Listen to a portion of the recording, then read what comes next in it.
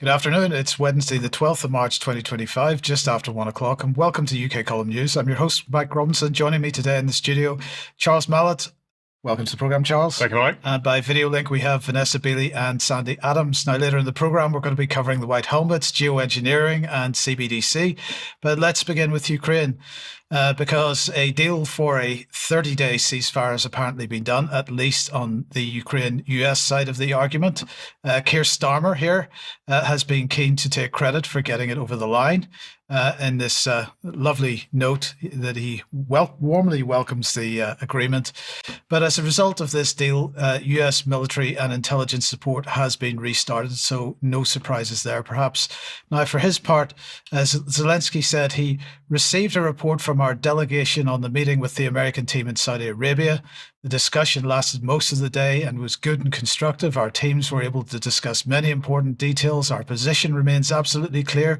Ukraine has been seeking peace from the very first second of this war, and we want to do everything to achieve it as soon as possible in a reliable way. Were they seeking peace from the very first second? I don't think so.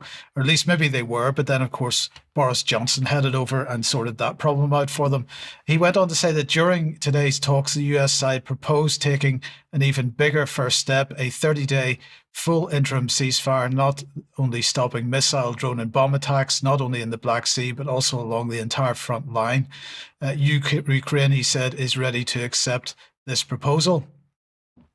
Now, Russia hasn't commented so far, but US Secretary of State Marco Rubio said that he would present the offer to Russia and that the ball is in their court, which, strangely enough, is exactly the phrase that John Healey, Secretary of State for War, used. The ball is now in Russia's court, as did David Lammy. The ball, according to him, is firmly in Russia's court. I'm sure that's all coincidence and nothing to do with the rapid response mechanism. But the ball is in Russia's court, and what Rubio said, and what Trump has said, for that matter, is that if Russia refuses the deal, then it'll be Russia's fault that peace hasn't happened. So I wonder, is Russia being set up here? And as I said earlier, US military and intelligence support is being restarted. But in the meantime, if you noticed on the John Healey tweet there, he was talking about the E5. And the question is, what is the E5? Well, it's the five largest European war spenders, UK, France, Germany, Italy, and Poland. And they have set up a parallel political infrastructure to counter the perceived threat of Donald Trump being used to push forward all kinds of things at the moment. The war budget of the E5 group is 2.5 times larger than that of Russia. And yet Russia has weapon systems that the West can't compete with, like Oreshnik, for example. So I think there's some questions to be asked there with that. So, but anyway, the upshot of all this is that as far as Ukraine, Britain and the EU are concerned, nothing has changed despite this deal. We have a deal for a 30-day ceasefire, and that time probably going to be used to consolidate the so-called coalition of the willing, and driven, as I say, as it has been from 1991 by Britain and France. So here's a Ministry of Defence tweet making that point. The defence partnership between the UK and France is stronger than ever, as John Healey met his French counterpart in Paris. Now, if you'd like more background and context for this, do have a look at the EU military unification page on the UK Column website, because we've been making the point that Britain and France has been behind this really from the beginning, this whole EU defence union business, and specifically to highlight here in 2010, the second Franco-British Council Roundtable, which led to the Lancaster House Treaties, which was a 50-year defence pact between Britain and France. And that was followed up in 2018 with the Sandhurst Treaties, which reinforced that deal. So that's really what's driving the sort of UK EU effort on this, using Trump and Trump's so-called appeasement of Russia as the excuse to drive forward with this. Have you got any thoughts? Well, I think it's so well set up as a perfect and sort of eternal thread of contradictions and confusions, and being able to persistently go to either Russia or Ukraine and say, right, well, now it's up to you, the other side, to decide what you're going to do, and say that Russia has been pursuing peace and Ukraine's been pursuing peace, but in actual fact, never quite reconciling the situation, which of course is a gift for the defence industry, which is really what so much of this is about, the perpetual state of either war or the readiness, the preparation for war, and this absurd idea of peace through strength, and the best way to avoid war is to be prepared for it, and this kind of thing, which is entirely, from a financial point of view, one of the main drivers for it. So this is just another example of it, with a specific sort of clause or 30-day ceasefire attached to it. But I dare say this is one of many things. And also, just perhaps slightly flippantly, but I can't help thinking that the ball in your court, Russia, is a bit of a reference to Wimbledon being so quick to ban Russian players back in 2022. It all seems remarkably childish. Absolutely, and that's quite possibly the case. Let me welcome Vanessa to the programme, and we'll move on to Syria now. And the first thing to say here, Vanessa, is that we have an episode 6 of the Syria podcast up on the UK Column website covering recent events there. Yes, people might enjoy listening to that because we do go into a lot of detail about the various regional players' agendas in Syria on the back of what is a hideous ethnic cleansing operation being carried out by the Takfiri project, which of course is funded and supported by the UK government, among others. Now, there have been horrendous videos circulating. I'm not going to show some of the worst. They are available on the links that Mike and I shared at the podcast.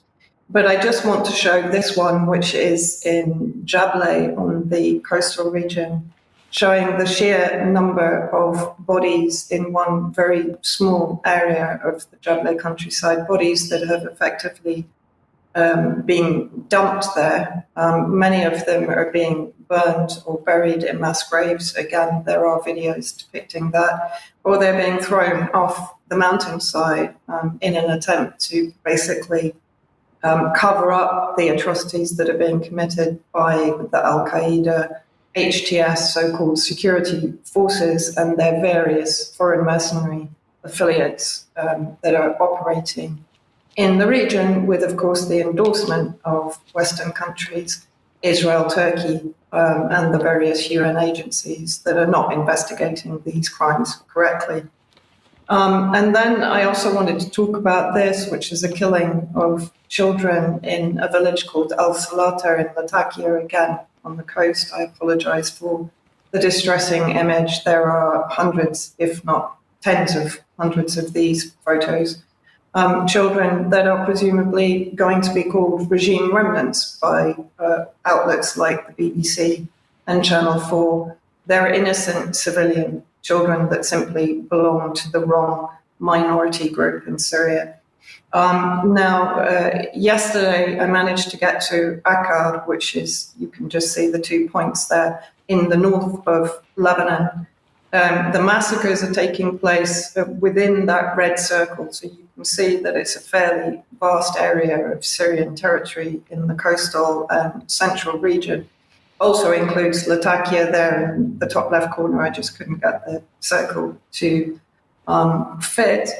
And basically people from all that region are crossing the border with Lebanon into the Akka region, which is where we visited yesterday. They're not crossing by the official border because they would be shot by Al-Qaeda that are gathered around there. They're crossing by various former smuggling routes in the river. And this image shows very clearly how these people are arriving on foot, having escaped through the forest and the mountains into the smuggling route areas, and they're basically being able to cross the river and find shelter in the various municipalities in the area of Akka in northern Lebanon, where they are being well taken care of. I have to note that the Lebanese state is not involving itself in any way in taking care of them. It's that they're reliant upon Western NGOs, EU NGOs predominantly, and UN agencies.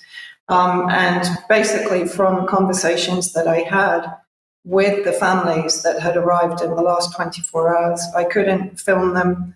I couldn't share their names because they're terrified that family members that are still inside Syria are going to get eliminated if they're seen in any way to have escaped. Even if they're putting likes on Facebook posts showing the slaughters, their family is being targeted. So that's the degree to which they're being surveilled. So I've done a short report so far on X, and basically what I was told, an estimated 8,000 Syrians have made it to so-called safety in Lebanon, 2,000 families. More are pouring in on a daily basis. We were told by recently arrived Syrians that the numbers of slaughtered in Syria is probably closer to 12,000, with entire villages wiped out in secret. Internet is being cut. No food and water has been sent to those, particularly to those areas, in the last couple of months. Water supplies are being poisoned, according to reports, which, as I've pointed out, is very similar to Zionist tactics used in the Nakba in 1948 onwards. These people arrived with nothing. EU, UN, NGOs in Lebanon are providing less than 2% of their needs, having already closed their borders to persecuted minorities fleeing EU-backed al-Qaeda security terrorist forces. Then I basically took a couple of images in one of the shelters that we went to, showing this is basically a school which is being rapidly converted into a refugee shelter. And I wanted just to basically share with you what some of those people said to me. Now, they told me that Tartus, which is on the coast, is apparently now currently surrounded by 400 HTS and foreign mercenary suicide bombers. So they're expecting further slaughters in the coming days and weeks in that area. Basically, they told me that their farms and their houses had been burned down, that they had been targeted when they fled, they were shot at, and they're being hunted down by drones, which is a horrifying aspect of this slaughter. One young man that had basically arrived the morning that we managed to speak to him said that he and his friend had managed to escape through the forest. They were basically covering themselves with leaves and branches at various points when they could hear the drone to try and stop them being detected. He spent 5 days by the river, hiding from the drones and the HTS forces that were on the banks trying to shoot anyone trying to flee. And at one point, he had to submerge himself in the water so that the drone, this is what he told me. Technically, I don't know if it's correct, but this is obviously what he believed and what he did. He submerged himself in the water so that the drone couldn't detect body heat from him. He was completely traumatized. And I have to say, just seeing these people, we saw the 1,000-mile stare from victims in Gaza that had been taken into Zionist prisons and tortured. I saw exactly the same stare in about the 15, 20 people, including children, that I was talking to. And I did record the conversations. I just haven't had time yet to go through and edit and to remove background noise, etc.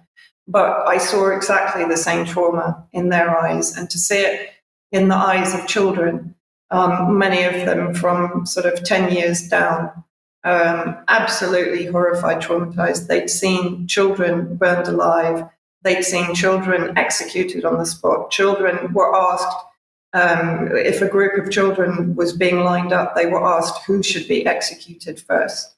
Young women are being raped, trafficked. Children are also being trafficked for organ extraction, which I'll talk about in the next section.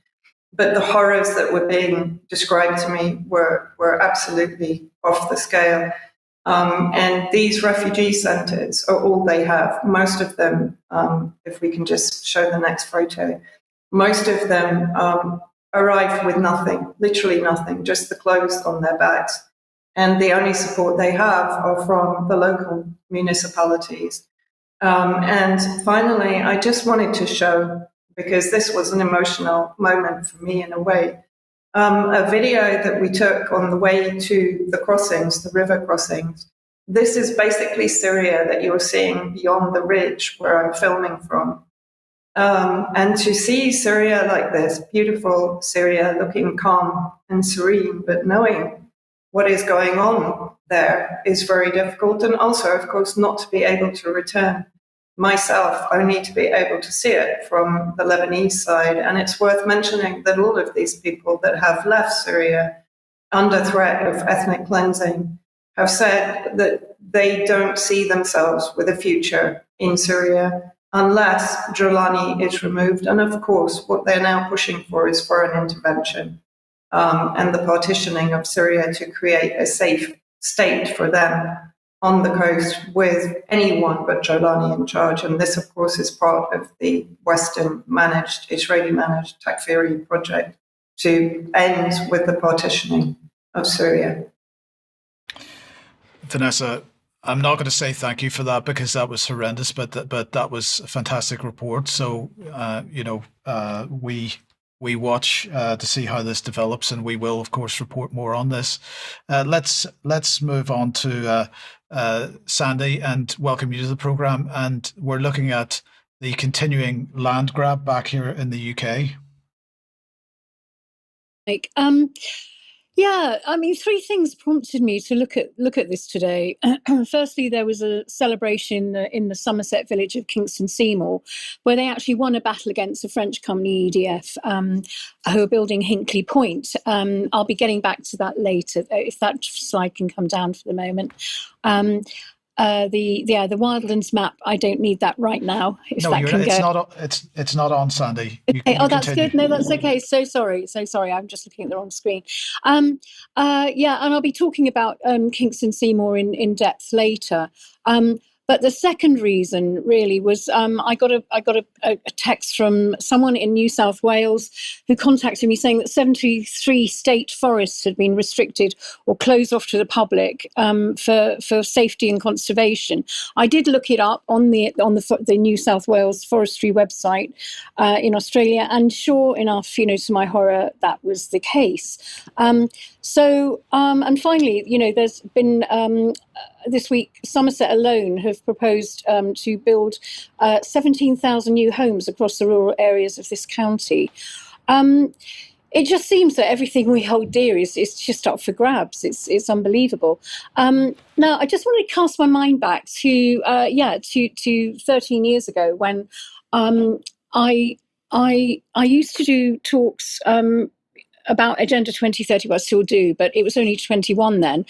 And I used to have this picture of the Wildlands map. I'm so sorry. I hoped that this would be the dream of a sort of madman, that it would never happen. And that madman was David Foreman, a radical environmentalist and co-founder of Earth First and supporter of global warming theory. Foreman's Wildlands project was really a vision with vast tracts of land across North America and potentially worldwide, designated for conservation with strict human exclusion zones and controlled human settlement zones, or smart cities as we know them. Now, the resemblance between this concept and the modern smart city, 15-minute cities are stark. And one has to beg the question, is this plan becoming a reality to engineer global land and resource grab under the guise of sustainability? The Wildland project aims to restore 50% of North America to a wild state with limited or no human access, and establish core wilderness areas, buffer zones, corridors between these areas, and to remove rural populations and restrict human activity to specific sort of sustainable urban centres. That core issue is that this vision seems to align really closely with what we're seeing now. Smart cities, 15-minute cities, C40 cities agenda, where human activity is confined to dense urban zones.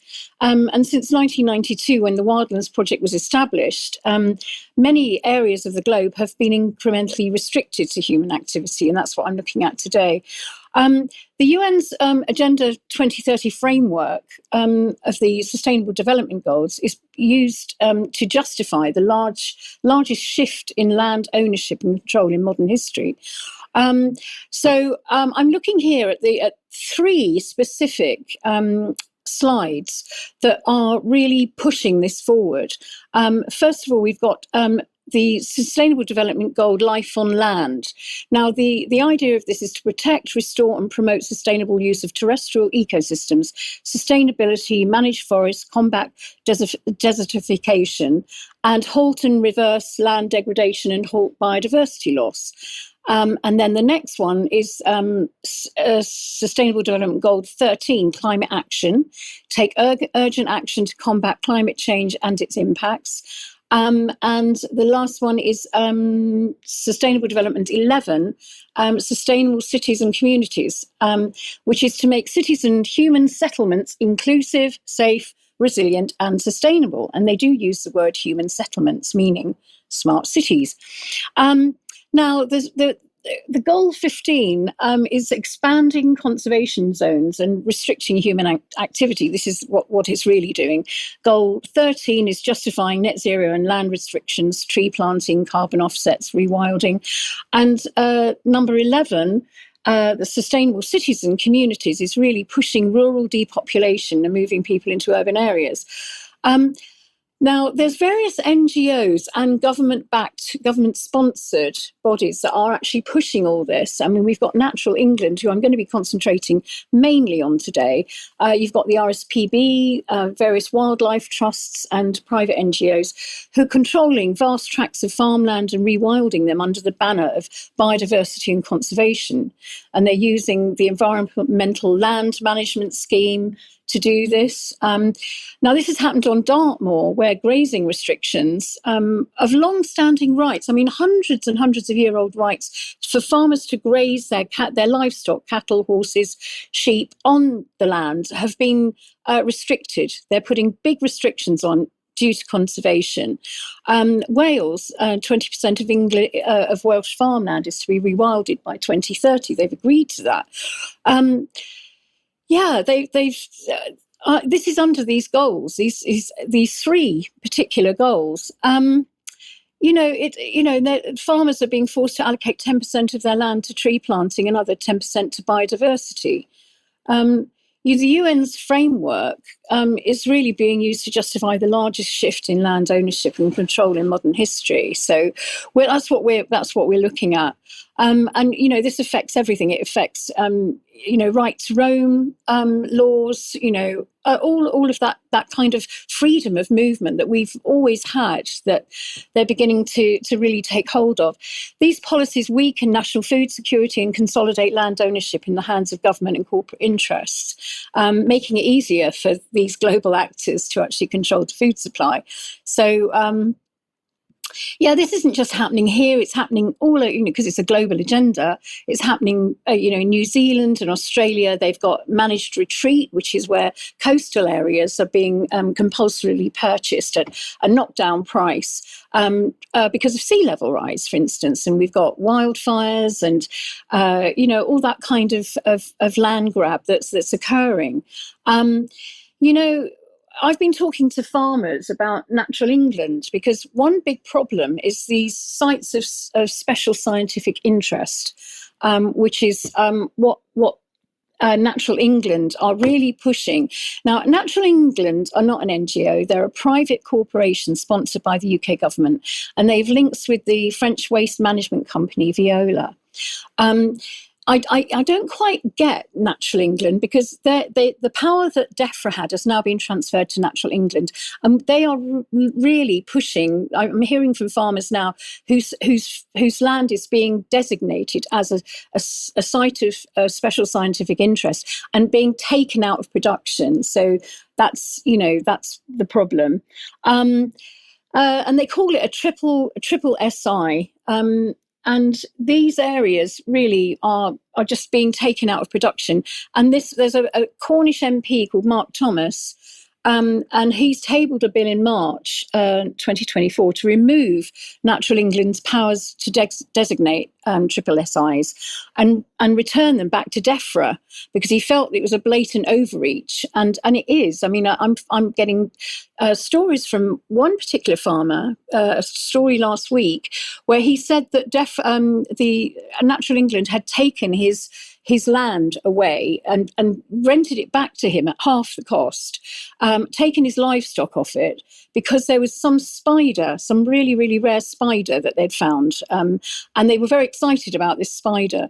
Well, after about a year, this spider had disappeared because actually it was enjoying the biodiversity of the livestock. So yeah, so this is what we're finding, and really the only way we can fight this is by doing what the people of Kingston Sedgemoor did, which I'll be talking a bit later, and Kingston Seymour, sorry, and really pushing this and making a big noise about this is all wrong, this land grab is wrong, and we have to fight back.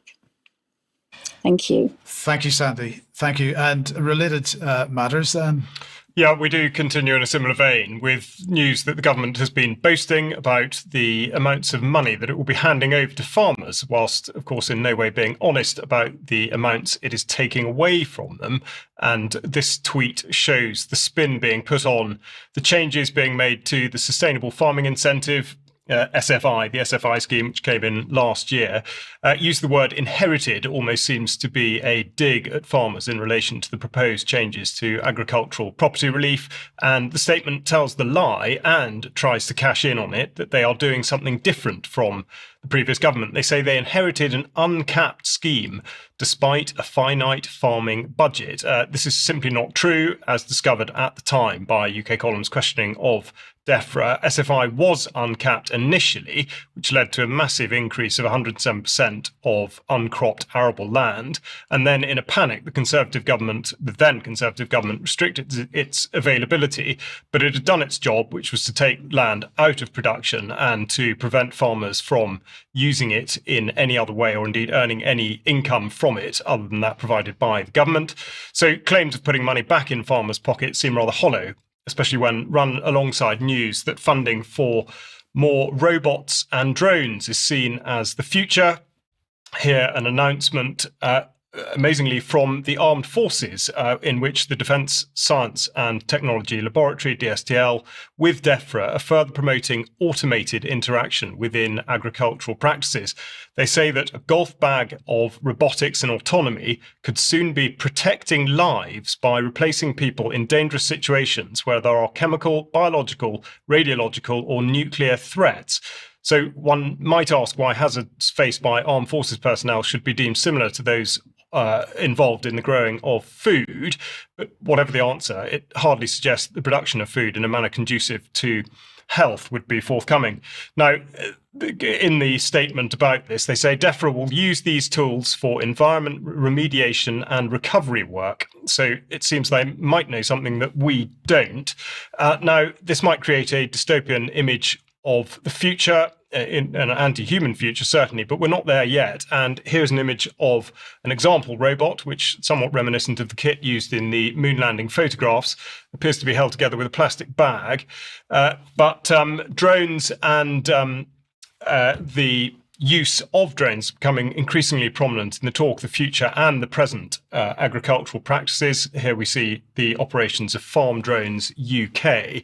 Now, the most important thing here is at the bottom of the page, the license for spraying pesticides is pending approval. I'm sure it will be granted with absolutely no regard given to the risks posed. And this massive surge in proposed drone use asks many questions about the use of airspace, which I think are not being answered sufficiently. And now we come on to further government action. A massive challenge to the rural environment was set out yesterday in the form of the Planning and Infrastructure Bill, which was laid before the House of Commons by Angela Rayner.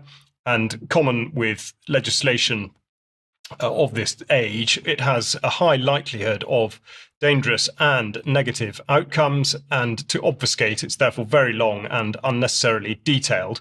But it seeks to prioritise what's called critical infrastructure and planning, the question being critical to whom and at what cost. I think there are very many areas of concern, far too many to draw out today. So we'll just take a look at a few. The government insists that it doesn't undermine local democracy, if such a thing even exists, and that the bill is, by demonstration, an artifact of the post-COVID tyranny era. Now, when specifying what must be done with regard to consultations and representations, it stated that, quote, the Strategic Planning Authority, end quote, must consider notifying, among others, quote, bodies which represent the interests of different racial, ethnic, or national groups in the strategy area. And they go on to make similar comments about religious groups rather than simply saying people in the strategy area. There's also provision for schemes which are designed for the purpose of encouraging the development and use of long-duration electricity storage installations.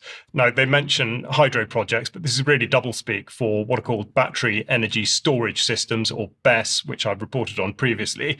And they're massive areas of containers filled with lithium-ion batteries, which should store energy produced by the extremely unreliable and inefficient solar and wind technologies. And the point to make here is that with BESS, there's no safety data, and so far the only recommendations made by fire services are that they are an unmanageable fire hazard with horrific ecological and environmental consequences should anything go wrong. Now, as though to soften the blow, the bill proposes to subsidise those people living near the development sites for electricity infrastructure, which completely contradicts and undermines the argument for not burying cables. So instead, the government proposes to carry electricity overground in order to save money and then pay money to those who live nearby. A bill, of course, that can only go up as the population goes up.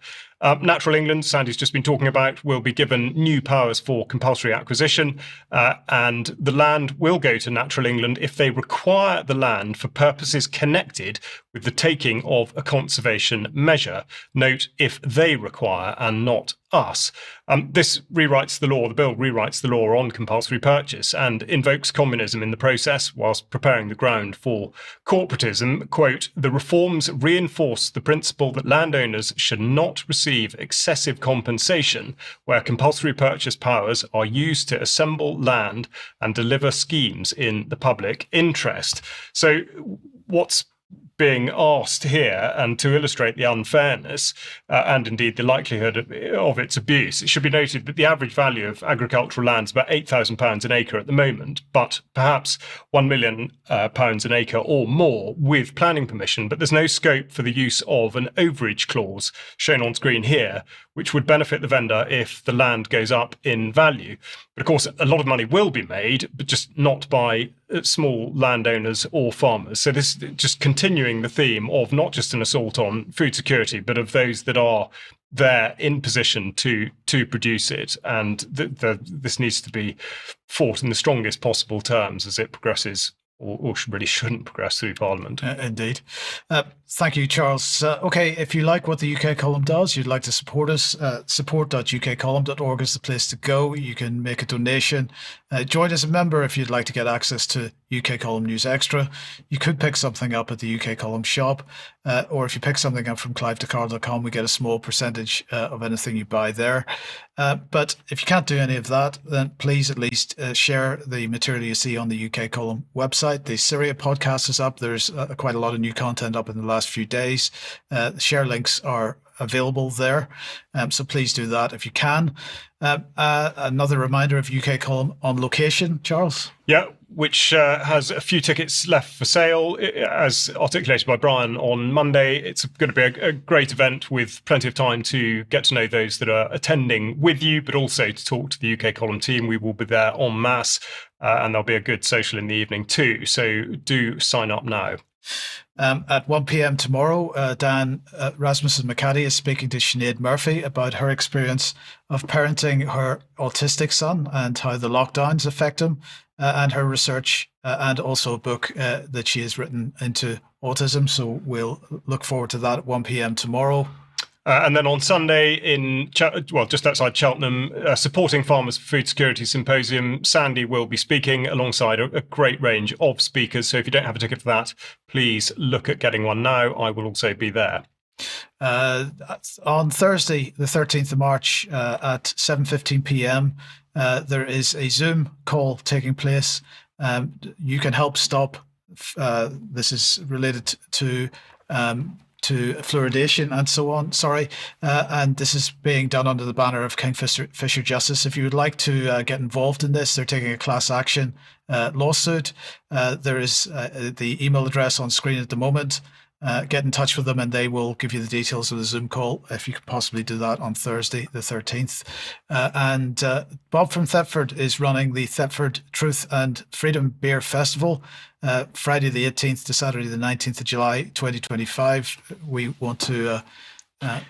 Sorry, it's on Swallow Lane. I couldn't resist. Okay, and so lots of people are going to be swallowing lots of beer, I'm quite sure, at that. Get along to that. Details will be in the show notes, of course, as usual. Now, Charles, let's move on then to the National Endowment for Democracy. Yes, indeed. It's something that doesn't get spoken about very much, but the Trump-Musk pinball machine continues to surprise many, and most recently with the announcements on steel and aluminium tariffs. But the resultant behaviour of the market shows that there will be a huge amount of money to be made off the back of the presidential rhetoric. Now, with America First in mind, one of the deep state organisations which has simultaneously fallen foul of and been resuscitated by the Trump regime is the National Endowment for Democracy, which took legal action against the restriction of its funding. Fulfilling a similar role to that of BBC Media Action in the UK, its espoused remit is to bring liberal democracy to those parts of the world which are crying out for it. Now, realistically, it's a soft power outfit which aims to subvert governments with ideals and practices which do not accord with those of the USA. As a slew of funding cuts took effect, those most publicised were the US Agency for International Development, USAID, and of course Ukraine. So critics of Trump have described him as showing his hand too early and giving too much away, especially when it comes to attempting to secure peace between Ukraine and Russia. However, this is to comment without reflecting on the enormous power which is granted to Trump on account of his apparent unpredictability. With regard to the NED, this is how Larry Diamond, Senior Fellow in the Global Democracy at the Freeman Spogli Institute for International Studies, describes the universal appeal of the NED. Some elements of the Trump administration have quietly decided that the National Endowment for Democracy is something they don't like. They think it's partisan. It isn't. It's a very bipartisan and nonpartisan organization. There are two different party institutes, Republicans and Democrats. And if you look what they support ideologically, it's very broad. And a lot of it is work that I think many conservative Republicans and small government Republicans and people who are worried about the expansion of Chinese influence in the world would love, that exposes China's malign activities around the world, is supporting people who are trying to bring about change in governments that are America's most dedicated adversaries in China, in Cuba, in Iran, in North Korea, and so on.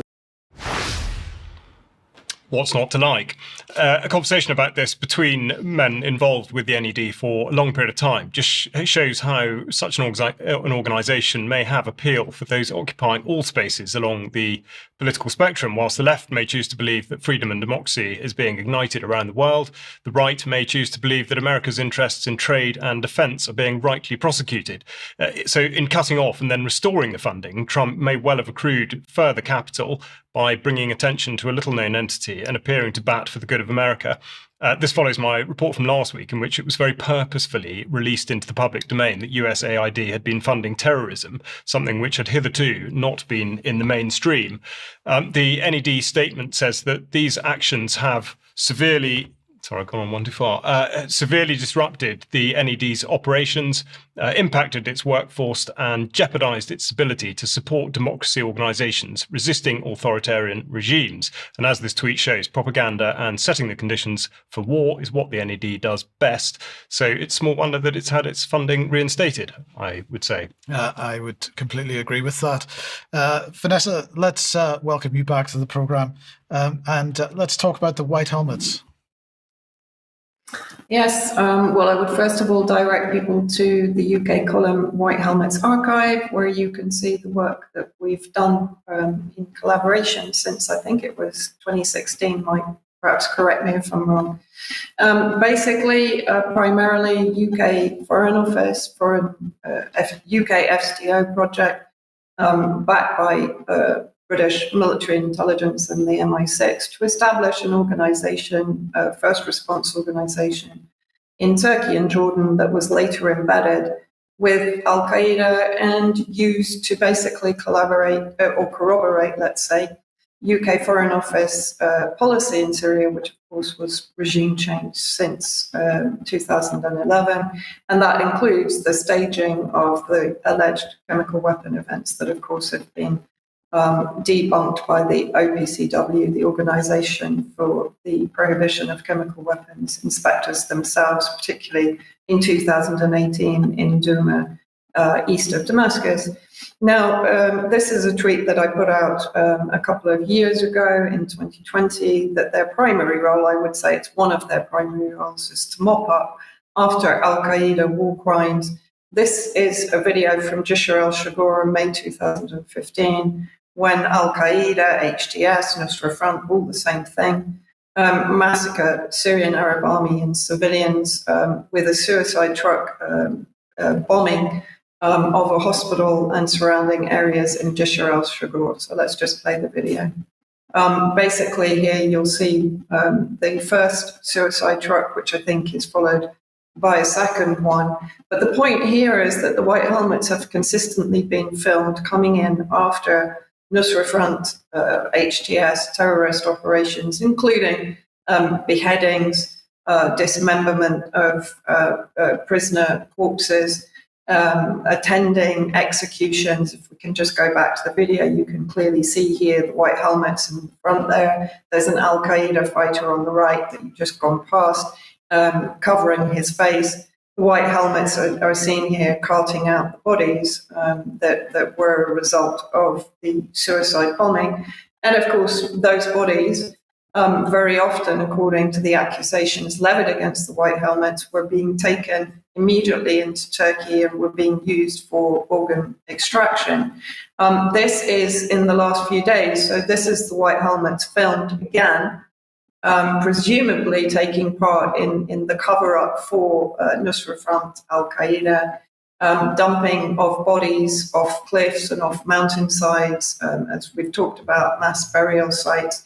This is, I'm not sure who's actually filming this, but they go past the kind of the White Helmets that you can see there, clearly with vans and vehicles that probably do contain the bodies that have been filmed being thrown off the mountains by Russian surveillance equipment. Actually, there's another video kind of running in tandem to this, but you can clearly see the White Helmets operating in an area where HTS and Nusra Front are carrying out atrocities against the Syrian people. And this has been widely reported on various Telegram channels, on social media, and it was also confirmed by the people that I spoke to, the Syrian refugees that I spoke to yesterday in Akkar in Lebanon. Unconfirmed reports from local Syrian channels claim that organ trafficking gangs are operating alongside HTS militias on the coast. According to these reports, specialized doctors allegedly extract hearts, eyes, kidneys, and other organs immediately after executions, preparing them for sale and transfer to Turkey. And again, this is really nothing new. When we look at the White Helmet history, this was a panel that I actually participated in 2018 at the UN, a panel discussion on the White Helmets organization in Syria. I gave testimony to that based on the witness reports that I had taken inside Syria of the White Helmets being involved in organ trafficking. And worth mentioning that the BBC actually produced a 15-episode series called Mayday Rescue.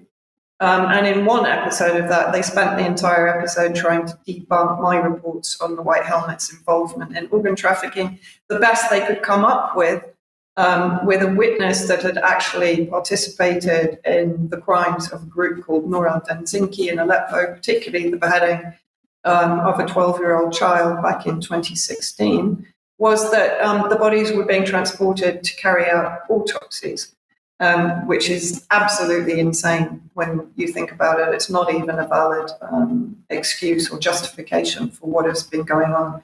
And this is a slide basically from the presentation made by Maxim Grigoriev from the Foundation of the Study of Democracy, who spent, I think, more than a year inside Syria collating testimony from civilians in Syria that had either witnessed or been on the receiving end of lightly injured children and adults that had been taken into Turkey and were basically returned with organs missing. You can freeze frame and read the actual testimony, and you can watch the panel, the link to which will be shown in the show notes. And this is one of the regular harvests of war, sadly. We see it in Ukraine. We saw it, of course, in Kosovo. The British military intelligence officer, James Le Mesurier, or Mesurier, however you want to pronounce it, was involved in Kosovo in 1999 in the transformation of the Kosovo Liberation Army, which, of course, again was Al-Qaeda and Albanian warlords, into the Kosovo Security Corps while they were running cross-border operations, taking Serbian civilians for organ extraction in the infamous Yellow Houses. He then went on to form the White Helmets that are now accused of similar operations. And Vanessa, just a quick correction. I think the BBC series was just called Mayday, right? Oh, potentially, yes. Yes, I think it was. Mayday Rescue was the organisation. Yes. Yeah. Okay. Yeah. Thank you for that. Thank you. Now let's move on. A week or so ago, Christine Lagarde announced the next steps in the EU implementation of central bank digital currency. Now let's have a listen to how she announced this to the public. The digital euro is on the move. Yesterday, the Governing Council of the ECB approved the opening of the preparation phase. It will be a journey, and we will walk the journey together with the legislator. All European institutions will be involved to make sure that Europe is equipped with the currency of the future. Cash is here to stay. You will have all options, cash and digital cash. So what does it mean for you? For consumers, it would be free and easy to use everywhere in the euro area. All of that, of course, is subject to the legislative process. Cash or digital, the choice will be yours. Your euro, your choice. So, I mean, what is there to complain about? It's our choice, no problem. Now, at the actual launch event, though, this is what she had to say. Hopefully, campaigning enough with all the stakeholders, meaning European Parliament, meaning European Council, meaning European Commission, so that we can eventually, not put to bed, but put to reality this digital euro. The deadline for us is going to be October of 25, and we are getting ready for that deadline, but we will not be able to move unless the other parties, the stakeholders, as I call them, Commission, Council, and Parliament, actually complete the legislative process, without which we will not be able to move. Now, once again, what we have here is a reaction to Trump, or at least Trump is being used as a driver for this, and Trump's suspension of all CBDC-related activity by the Federal Reserve in favour of his stablecoin alternative project. It should be noticed that there's no real difference in the policy between the EU and the US. All Trump is doing is effectively privatizing the digital currency. The downsides are the same in both cases, because although he has virtue signaled support for Bitcoin, that's not the platform he's going to use actually for his digital currency. But getting back to Lagarde, there's still a long way to go for the digital euro, and plenty of time for getting organised against it if you're in the EU. The October deadline is going to see the ECB preparing an outreach plan, procurement standards, and also engaging with technology providers. And in fact, they've already started spending that money. Contracts worth over €1 billion have already been signed to source private vendors to help build the system up. So this follows publication at the start of the year of the Bank of England's blueprint for digital currency, alongside an announcement of a digital pound lab, which is they're describing as a technology sandbox environment that's going to enable hands-on experimentation of innovative central bank digital currency use cases, potential business models for payment interface providers and external service interface providers, and API functionality testing. It is brilliant. The plan to launch the Digital Pound Lab is included in their latest progress update report, and they say a digital pound issued by the Bank of England would be seamlessly exchangeable with cash and bank deposits, ensuring continuity of a trusted, uniform, and accessible means of payment. So, we've got nothing to worry about at all, do we? For more on the CBDC, have a look at the International Monetary Fund has published on this. They've published their virtual handbook, which they describe as a reference guide for policymakers and experts at central banks and ministries of finance. So lots more information on the topic there. As the House of Lords report said, a solution in search for problem. Yes. Yeah, absurd. Anyway, to move on to something else entirely, a document has been produced by Exeter University, in fact, back in January, and the Institute and Faculty of Actuaries, and it foretells catastrophic societal and economic impacts if climate policies are not upgraded. So this is, of course, alarmism of the very highest order, filed under the title of planetary solvency. So we'll listen to a video explaining how that is described. So the new planetary solvency report is what you're referring to. Can you explain the concept behind that and what's the main message from it? Yeah, sure. So we sort of define planetary solvency as managing human activity to minimise the loss of societal disruption from the loss of critical support services from nature. So in sort of plain English, it's framing the concept of solvency, so that ability to meet one's liabilities from their assets, and we frame that in the sort of sense of our planet. So nature is our asset, and the benefits we get from nature, so those ecosystem services, are the liabilities that we benefit from. And as we erode nature through things like climate change and biodiversity loss, but also the breakdown of the social relationships, we undermine the solvency of our planet. Did you follow that? The language used suggests that she has no idea what she's talking about, and whether one listens to the actuarial or the layman's translation. But what she is describing is the consequence of having or adhering to the destructive net zero policies in the first place. And it should really be evident this is a desperate rearguard action to preserve that particular scam. Apocalyptic predictions are set out, such as the global economy could face a 50% loss in GDP between 2070 and 2090. We look at the slide, just put that one on screen now, Stephanie. It's very dangerous looking red background and a dead tree and a dry landscape just to reinforce it.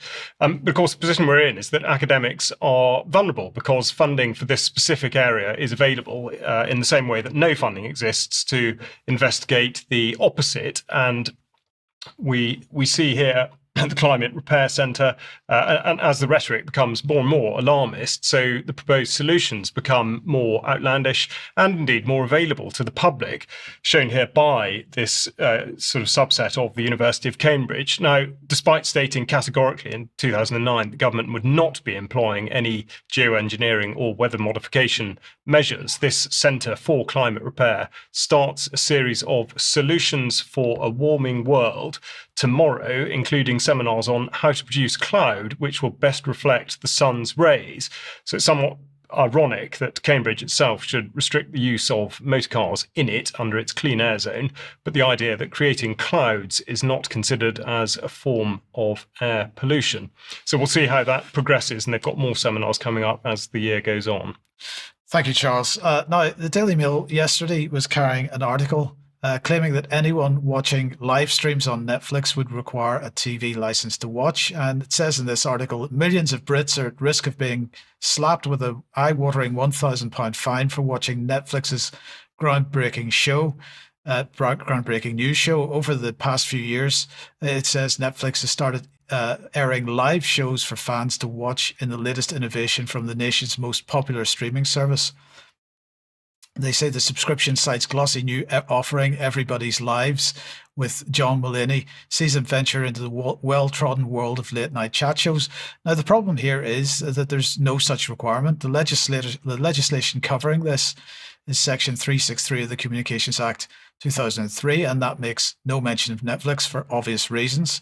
But the way that TV licensing themselves states their case is that it's an offence under Section 363 of the Communications Act 2003 to watch TV channels on any TV service, watch live TV on streaming services, or use BBC iPlayer or any device without a valid TV license. And the issue here is the definition of live TV. And until now, that has meant anything which is streamed live on any streaming platform, but which is also streamed live or is also live on broadcast television at the same time. But Netflix is not a broadcast television channel. It can't be watched on Freeview or on Sky. So it can only be watched on the Netflix app. And so this appears to us to be massive overreach by TV licensing, if the Mail article is correct, of course. Now, the direction of travel here is clear. The requirement for everyone in the country to fund the BBC. And I'm going to suggest good luck with that. But I have asked TV licensing for comment. They haven't come back to me yet, although they did acknowledge receipt and said they would be coming back to me today.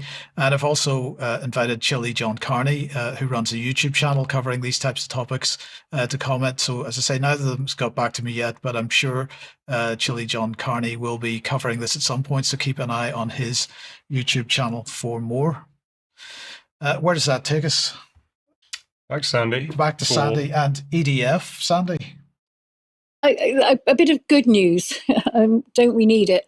A plan to basically, EDF had planned to flood hundreds of acres of Somerset coastline with seawater in order to mitigate their reactor's cooling system, because it will be sucking in apparently 44 tons of fish per year if they don't flood the land. That's their mitigation, is flooding the land. Well, luckily the people of Somerset rose up and said, hang on a minute, you should have thought this through. You can't flood our land because you can't work out how the fish can't get sucked into the reactor for the cooling system of the reactors. So they set up a big campaign, and yes, they've won it. It's now been shelved. It will possibly go back, but I've got a quote here from Tessa Munt, who said, bless her, she was the MP that helped them with this. She said, at first, the way they're going to mitigate it now is what Michael Gove called a fish disco. It's actually sonar that deters the fish, which I thought was a bit crazy. The whole thing sounds really, really bizarre. They clearly hadn't thought it through, and they thought it was okay to flood the land instead. They've gone back to the original idea of having the fish. So basically, Tessa Munt has said, finally, there seems to be a wave of common sense from EDF. I will, however, keep a close eye on developments, as they have described this as a pause to development work, not a cancellation. Destroying hundreds of acres of biodiverse landscape in the name of environmental mitigation is nothing less than completely bonkers. And she's absolutely right. It doesn't make any sense. And thank goodness, for now, they've won that one. And you can't underestimate the power of the people. And we have to fight all of these plans to take our land, particularly prime grazing farmland, which this was, and people's businesses. So that's it. Thank you. Yeah, thank you, Sandi. That's a really good point. You got any thoughts? Well, I mean, how did it even get to that stage? I mean, how either fish are being sucked into these kinds of things all over the world and we haven't heard about it, or they just came up with an idiotic scheme right at the start and nobody said it was not worth pursuing. So it absolutely has to be kept an eye on because it clearly has not disappeared. So the challenge needs to be maintained. I mean, for all the reasons that Sandi says, absolutely crazy. Yeah, absolutely. Okay, well, look, thank you very much, everybody. We will leave it there for today. Thanks to everybody that's been watching. If you're a UK Column member, please join us on this live stream in a few minutes for some UK Column News Extra. But otherwise, enjoy the interview tomorrow on autism, and we will see you 1 p.m. as usual on Friday. See you then. Bye-bye. Bye-bye.